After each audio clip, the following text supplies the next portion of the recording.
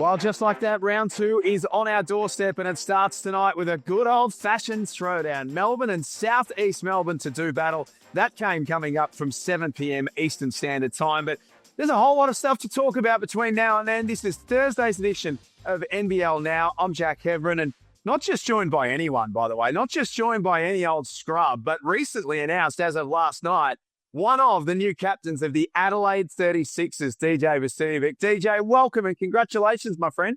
No, I appreciate it. Obviously a pleasure to lead the team this year alongside Isaac and Bryce. So, yeah, it's in for a big year for us, so I'm happy to kind of lead the charge with the boys. I couldn't help but notice, though, that when Adelaide put the picture out yesterday, that you were front and centre, Bryce one side, Isaac the other. Is that telling us anything here? Nah, everyone's got a say in a voice. Obviously, I was captain last year just by myself, but I think having more, voices and everyone needs to have their own opinion and kind of be included in the group. So it's not just me or the three of us, it's everyone. So I think that's what will help us moving forward this year. I did want to ask you about how it's been with Bryce, but we may as well do it right now, considering you've mentioned him already. I mean, he is greatness. He is one of the best players that this league's ever seen, but he's also a wonderful person. How are you two working together? Because from what we saw on the weekend, early signs is it looks pretty good. Yeah, I mean, it was only hit out together against a really solid team, and I think we all played really well to take it up to, not former, but they were champions 2 years ago, and the EuroLeague Panathinaikos was, something special, and I got a lot of belief in this group. But as you mentioned, Bryce is Bryce, and he's the best player to ever step foot on an NBL floor, in my opinion, and yeah, it's just kind of trying to make his life easy. He talks about not having someone of a shooting caliber like myself playing alongside him. So I'm just trying to, give him space to work, but he also makes the right reads and passes when the time, comes. So I'm excited to play with someone like that. And I think all of the Adelaide faithful should as well. Is there something about Bryce, either as a person or as a player, since you're now a teammate, that maybe surprised you a little bit about him? He loves basketball. He lives and breathes basketball. That's all he does. So he's a bit introverted. But again, as long as you come out and perform and do your thing, I don't care if you're introverted, extroverted, whatever you are. So it's good to just have conversations with him from time to time, but his main focus is basketball, and you can see why he's, the best to do it. And lastly, on what happened on the weekend, it was a very unique experience for Australian basketball. You have European culture and heritage, obviously, as well. How did you find the experience playing in the PGT, and take us through the weekend? Yeah, I mean, I think it's a great experience, not only for myself, obviously, because I'm Serbian and Partizan was a part of it, and having the Greeks and Panathinaikos, but I just think just for the Australian basketball in a whole to have those two powerhouse teams come out and kind of play on Australian soil, and they loved it here. Like, I had a few beers, but these aren't players after the game, and they just talk about how great this country is, how the standard of the NBL is top notch, and they have a lot of respect. So I think this isn't a one-off thing. I think what Larry and Nickel have done, I think this will continue for many years to come. And I wouldn't be surprised if a few NBL teams head over there, next preseason to play more than just Panathinaikos and Partizan moving forward. I'm guessing that you and the Adelaide 36ers are putting a hand up to that one. 100%. Who wouldn't? The NBL is paying for it, so we'll take that free trip over there and play against some quality teams, and see where we stack up against the rest. And yeah, anything can happen. Let's talk about the week that has been. It's Thursday morning now, so we are almost into game mode. But I mean, trying to follow along with everything that's happened this week with the Adelaide 36ers and Montrezl Harrell, there are still some things as of this morning that are unresolved. But how has the week been for the playing group? Again, we don't know the situation. We don't have all the information, so we can't really comment. Like, I can't even comment because I don't know. But we feel for Trez. But again, like, it's all a business. We got to kind of get moving forward and prepare for Brisbane. So we've had two good practices Tuesday and Wednesday. Today is off. Obviously, Thursday we get to rest the body, and then another hit out Friday and Saturday, and get ready to roll Sunday against a really good Brisbane Bullets team. So I know we're all pumped and ready to go. I think we showed great signs against Panathinaikos, and I think we'll just continue moving forward. So just try and help us understand a little bit, DJ. When that's going on in the background, does the playing group and the coach almost kind of say, look, over there is something else, but let's just focus on what's happening in front of us? Is that how it works? I think so, because it's totally out of our control. Like the players have nothing to do with it. The coaching staff have nothing to do with it. And it just comes down to the front office. And I don't think they understand, the severity or the legality behind it. So they just kind of keep it to themselves. And I kind of prefer it that way. Like keep the, top end stuff with you and then let us concentrate on the basketball side. Because again, we do have Bryce, we do have Zylan, we have recruited a few good players. Like we still have the group to be capable to do what we want to do. And that's what our main focus needs to be. So you don't feel like it's going to impact anything leading into Sunday? I don't think so, as long as people don't read or dig too deep into it, because everyone's got an opinion at the end of the day. I mean, obviously, we've seen Trez, what he's tweeted, and obviously we feel bad for him because he doesn't even know what's going on. So I hope we stay by him. But again, we've got a job to do, and we've got to keep moving forward and hopefully try to win the City of Adelaide Championship. So the thing that's interesting about your roster, DJ, is that it is so star-studded, but there are still holes to be filled. I mean, the Ben Christie spot and a horrible situation, what happened to Ben. And I know you've been trying to help him through a really difficult time. And then Montrez's situation, as we say, unresolved, but looking more likely that he won't be here, is you still got a couple of really important spots to fill. We just got to keep moving forward. Like we've wrapped our arms around Ben. Next thing you know, we've got 2 other spots to fill. We've got 2 other import spots to actually fill, which is the crazy thing now with the Trez situation. So, again, I play basketball. I'm not up in recruitment. That's why we got Matt Weston, and that's why we got Mike Wells to do all that. But, again, we've recruited good locals that can potentially lead this team to a championship. And the sides I've been with, the Sydney Kings, when I won the 2 championships, we always had great locals, and we signed them for long-term deals. So, just having that chemistry and the camaraderie in order to do stuff like that, I think that's the great starting point right there.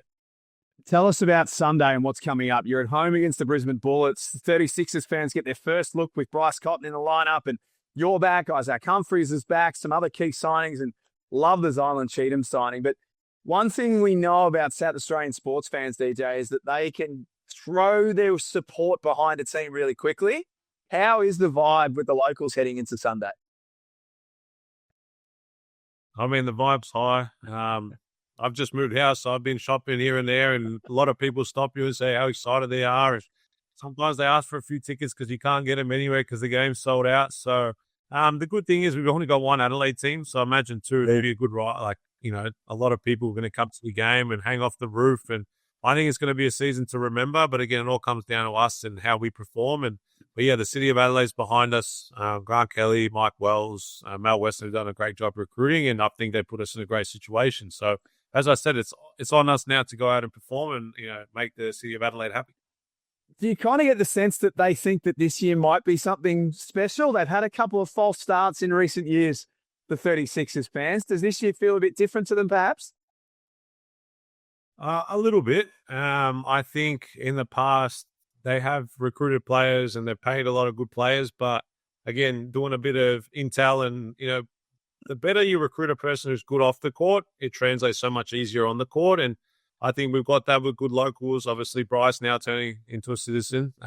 So we've still got 2 more to fill. And Zylan's just a full ball of energy. Like, he comes in every day happy, plays his heart out, and we feed off energy like that. So just having guys like that really helps. So, I mean, I don't know that you should be excited. The City of Adelaide should really be excited because, I don't know. I'm excited. Like, I get goosebumps talking about it because, this is now or never for us. But again, we just got to continue, rolling the ball out and let's hoop. How many tickets have you been asked for Sunday? 8 tickets, actually. I've actually had to hook up one of my friends who's actually took great care of me at JB High Five. And then I got my partner and a few of her friends. For the time being, until Pete Hooley or someone like that asks, but no, good for now. Oh, he'll ask. Don't worry, he'll ask at some point. Hey, I know you had PGT commitments in round 1, so I'm not sure exactly how much of you saw of the opening round here in the NBL, but from what you did see, what jumped out at you? Just the impact Milton Doyle is going to have on Melbourne United. I think he was the star of round 1. What he did against his old team, and then I think he feels disrespected not being in the top 15. Because I know how much he can impact the team on winning. But I think Bryce Hamilton will play a big role for Tassie as well. Obviously lost the first game, but being able to go over there to the jungle and take care of business and play the game he did was spectacular. And I was a bit disappointed in Cairns, not going to lie, but I can see the struggle of not having a true point guard out there. So it's like, where does the creation come from? Southeast look really good. New Zealand, I think it'll take a bit of time for them to get going, but they have a really good coach. So I don't know. It's exciting. Obviously, the throwdowns tonight, so that'll be a good hit out to see the two Melbourne teams going at it. So again, NBL is off to a bang, and it'll just continue to get better as each round goes up. I know this is Damon Lowry's theory, so I am pinching it off him a little bit, but his belief is that there are no ordinary teams in the NBL this season. And although we did have 2 one-sided games in round 1, he believes that you're not going to have too many of those, that there are going to be so many different challenges thrown at teams this year. Early sample size, but are you kind of seeing a little bit of that already? I do. You saw it at the Blitz. Like, obviously, New Zealand won the Blitz, and they showed signs, and I think their little trip to Japan might have derailed them a little bit, so I wouldn't, get too worried there. Cairns is going to be a good team. Not having a point guard kind of hurts, and not having that creation, but I agree with Damian Lowry. I think every team is a team that's going to play hard, and every game is going to be like elite standard. There isn't a team that you can go and say, yeah, this is an easy game, we might get an easy win here. Like, there's no team that I can personally think of that you can go and say, all right, we're going to travel to here, get a win, and we get to go home. Easy round, done. There is none of that anymore. So, as I said, NBL 26 is going to be interesting. We'll see what happens.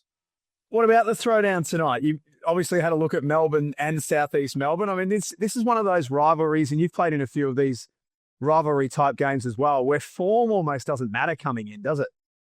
No, absolutely not. You can shoot nothing the round before, but people usually get up for games like this, and it's obviously the throwdown's always the best one. Always play against each other, and it'll be interesting to see. So I don't know. It'll be interesting to see how Melbourne, take care of Southeast's pressure, and we'll see how it goes. But both teams are fully stacked, and it will be a great game to watch on a Thursday night. Do you think that'll be the calling card of Southeast Melbourne this year under Josh King, is the defensive end? Well, 100%. I mean, I've spoken to a few guys over there, and if you're not ready to play 3 or 4 quick stints of minutes, because they're going to play up and in, and they rotate, they're going to play most of their bench because they are deep. They're probably one of the deepest benches in the league. So they'll play up and in, they'll try to speed you up, and then they'll take care of business on the offensive end as well. DJ, great to chat to you. You're always so generous with your time. We appreciate it. He's early on a Thursday morning, so thank you for getting up early on a day off and having a chat to us. Good luck for Sunday. I think we're all going to be watching to see what it looks like at the Adelaide Entertainment Centre when you and Bryce Cotton and Isaac Humphries and Zylan Cheatham and Glenn Cameron, this new Adelaide team, roll out for the first time against the Brisbane Bullets. So good luck, and thanks for the chat this morning. I appreciate it, and bring on NBL 26.